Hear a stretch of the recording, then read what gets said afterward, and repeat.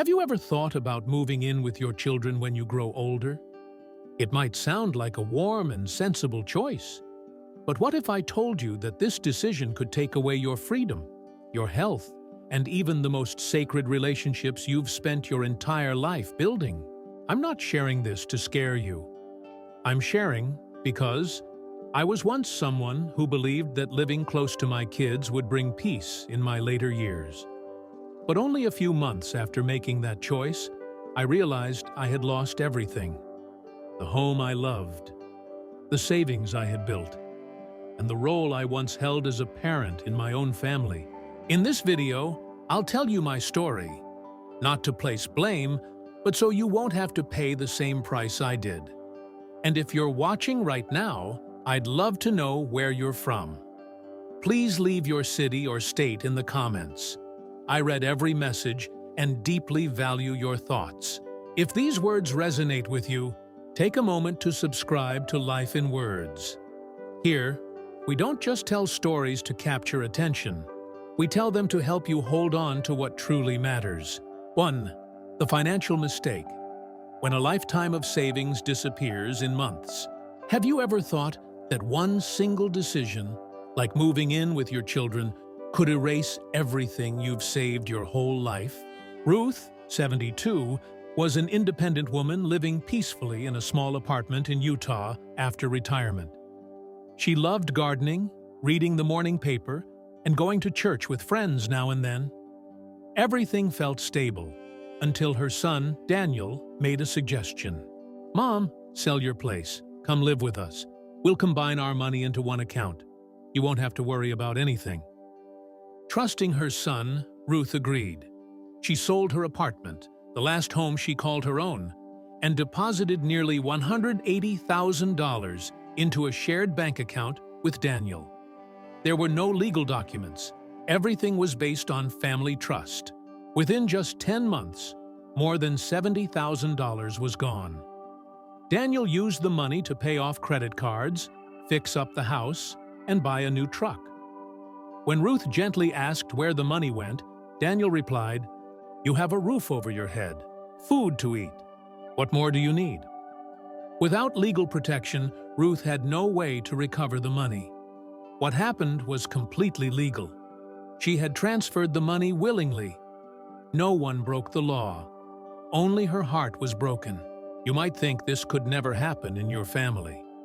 But the truth is, when generations live under one roof, financial boundaries become blurry. Who pays the utility bills? Should you help with your grandchild's tuition? Do you chip in for home repairs? The pressure around money never really disappears, and too often, older adults are the ones who quietly lose the most. So what should you do? Keep your finances completely separate. Never combine accounts with your children, no matter how much you trust them. Never transfer assets without clear legal agreements. If you want to be near your family, choose a small apartment or an independent senior community nearby. And most importantly, speak with an elder law attorney to protect your rights and your savings. Ask yourself honestly, are you willing to risk your entire savings and your relationship with your children just because you believe money won't change anything? Most who have lost everything once thought the same. If you're still watching, leave the number 1 in the comments if you've ever worried about money in later life. If it's something you've never really thought about, comment 0. I want to hear from you. Because Ruth's story isn't rare, it's a quiet warning for anyone facing a choice that seems simple on the surface. Next, let's talk about something even more valuable than money: your independence. What happens when you give it up? 2. Losing independence, the silent enemy that steals your health and dignity. There's something no one says out loud, but everyone who's been there understands. When you no longer get to make your own decisions, you start losing a part of yourself. Walter, 76, was a gentleman living on the edge of a quiet town in Oregon. After his wife passed away, he took care of himself. He walked in the park every morning, cooked simple meals, and read the newspaper by the window. Then one day, His daughter Lucy said, "Dad, I'm worried about you being alone. Why don't you move in with us? We have a nice room for you downstairs." Wanting to feel less lonely, Walter agreed. At first, everything seemed fine, but soon things began to shift. Walter could no longer invite friends over without asking. He had to eat dinner on the family's schedule. His favorite shows were replaced with cartoons. His walks became occasional, then stopped altogether. Lucy started managing his meals, medications, and even his bedtime. "I'm just doing this because I care," she'd say. But day by day, Walter felt smaller, quieter. His voice, his routine, his choices faded into the background. You might believe your children would never treat you that way. But these things don't happen overnight. They happen in small steps. First, they remind you to take your medicine. Then, they suggest what you should eat. Soon, they start deciding who you see, where you go, and what you do. Before long, you're no longer you. So what should you do? Guard your independence like your life depends on it. Because in many ways, it truly does. If you want to live near your children, choose a separate unit. Hire a professional caregiver if you need support, someone who works for you. Start looking into senior living communities now. Some have long wait lists. Apply early, even if you're not ready yet. Ask yourself, are you ready to give up your freedom just so your kids can sleep better at night? Because once independence is gone, it rarely returns. If you've ever seen someone lose their independence, comment 2. If you feel like you might be slowly headed that way, comment 3. Your story matters. Because without independence, so much else begins to fall away. Next, we'll talk about something even more painful. What happens when love begins to fade under one roof? When living together quietly breaks the bond you thought was unshakable. 3. Broken family bonds, the price no one wants to pay. Have you ever thought that moving in with your children, something meant to bring your family closer, could actually tear your relationships apart? Evelyn, 74, had always been close to her daughter Claire. They called each other every day, had dinner together on weekends, and shared everything. That relationship was the thing Evelyn felt proudest of in her life. Then one day, Evelyn had a minor fall in her kitchen. Nothing serious, but enough to make Claire worried. She said, "Mom, just move in with us. There's a quiet room for you here, and we'll take care of everything." Not wanting to be a burden, Evelyn agreed. At first, everything felt fine, but within a few short months, something began to shift. Evelyn started feeling like a guest.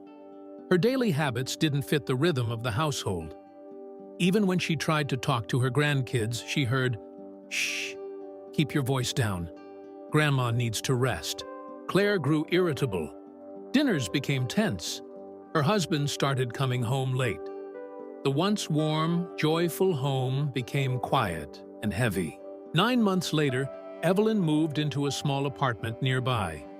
She didn't blame anyone, but since that day, she and Claire only speak a few times a year. She hasn't seen her grandchildren since she left. She once said, "I just wanted to be closer to them. And because of that, I lost everything." You might believe this would never happen in your family, but most people do, until it does. When generations live together, no matter how much love exists, differences in habits, parenting styles, routines, and personal space can create tension. Roles become unclear.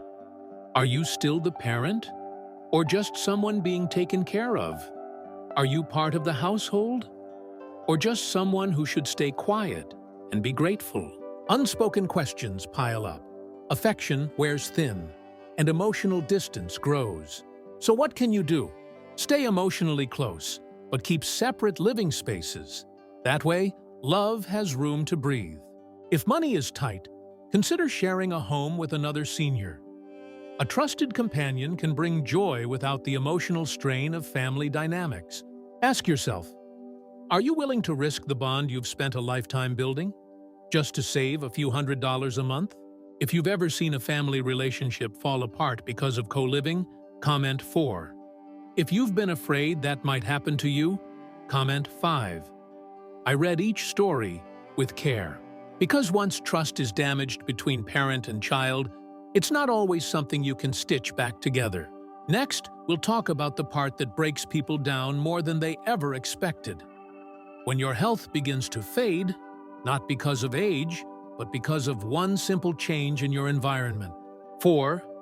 Health decline. When one change turns everything upside down. Did you know that one small change in your environment can affect your health faster than any illness? George, 77, had been managing his blood pressure and arthritis well. He lived in a quiet apartment in Arizona, kept a steady routine, and felt in control. Every morning, he took a 20-minute walk.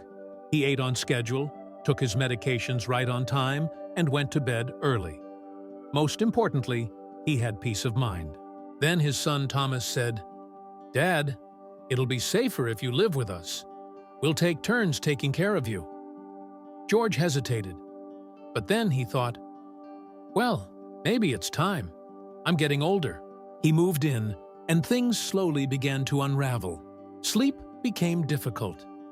Children ran through the house, the TV stayed on late, and the noise disrupted his rest. Mealtimes were irregular. No one remembered his pills. Walks were skipped because it's too cold, or no one's free to go with you. Within 3 months, George's blood pressure shot up. Despite stronger medication, he felt anxious, tired, and irritable. He struggled to sleep. Then came the dizzy spell. He collapsed in the bathroom. The doctor didn't blame old age. He said the cause was stress and a sudden disruption in daily habits. George was stunned. He never imagined that wanting to make things easier for his family would cost him control over his health. You may think, that wouldn't happen to me. But it happens to many. First, they lose sleep. Then they stop exercising. Then, the joy disappears. When you live in someone else's space, even your child's, you no longer set the rhythm. You no longer control the schedule. And your body feels that loss more than you realize. So what can you do? Keep your own space where you're in charge of your routine. If you need help, hire part-time care that works with your schedule, not against it. Before making a big move, talk to your doctor. If you have chronic health conditions, don't overlook how much the environment matters. Consider planning for a place where you can maintain stability. Because when you're strong, you bring strength to your whole family. When your health fades, everyone feels the weight. If you've ever felt your health decline after a move, comment 6. If you worry that might happen to you, leave 7. I appreciate every story. Because your health doesn't always fade with age. Sometimes it slips away when you stop living on your own terms. Up next, we'll talk about something many seniors only realize too late. When your legal rights slowly slip away, while everyone thinks they're just helping. 5. Legal loopholes when trust turns into a trap. Do you believe your children will always love, protect, and care for you? Arthur, 78, believed that, too. After a minor stroke, he moved in with his son, James. He was still alert, but his body needed rest and recovery. James quickly suggested putting their bank accounts under joint ownership. "Dad, don't worry about the bills. I'll handle everything." A week later, Arthur signed a medical power of attorney, while still in the hospital. No one explained the details. He was told, "It's just in case, so I can speak for you if you're tired." At first, things seemed okay. Then Arthur started noticing strange expenses. Online purchases, home renovations, a vacation James took with his family, without telling Arthur. When Arthur asked questions, James responded, "Dad, you're old. You just don't get it. I'm doing what's best for you." That's when Arthur knew. He no longer had control, not over his money, not over his health decisions, not over his own life. You might think this is rare, but according to the U.S. National Institute on Aging, 1 in 10 seniors living with family experience financial exploitation or over-control. And most never speak up because of shame, confusion, or fear of breaking the family apart. So what should you do? First, keep your money separate. Even if you trust your children deeply, have your own bank account. Know where your money goes. Second, prepare legal documents early. Choose who will speak for you if needed. Someone you trust, not just someone close. It could be a lawyer, a neutral advisor, or another relative not living with you. Third, build a support network outside your family. Friends, doctors, neighbors, people who can notice if something doesn't feel right. Because once you give up your rights, it's no longer up to you whether someone is protecting you or controlling you. If you've ever seen or suspected someone being financially controlled, comment 8. If you've ever felt uncertain about your legal rights, comment 9. Your words matter. They help others find their way before it's too late. Because your legal power isn't just paperwork, it's your dignity.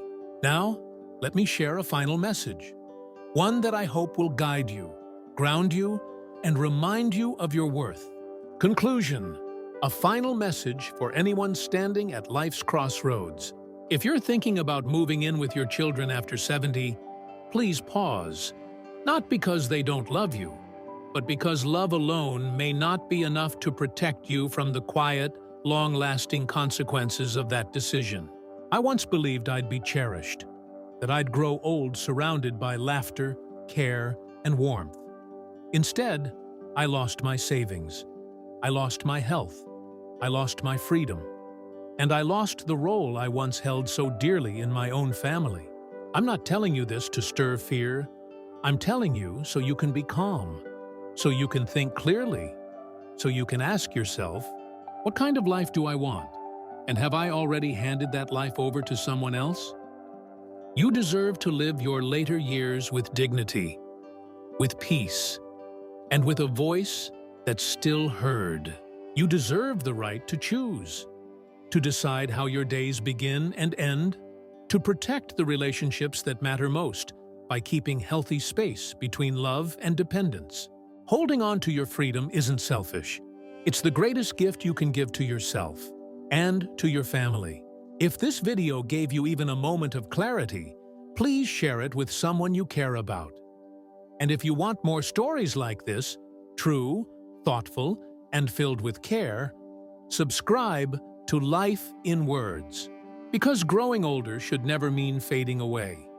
It should be the beginning of a new chapter, one that's gentle, one that's full, one that's worth living.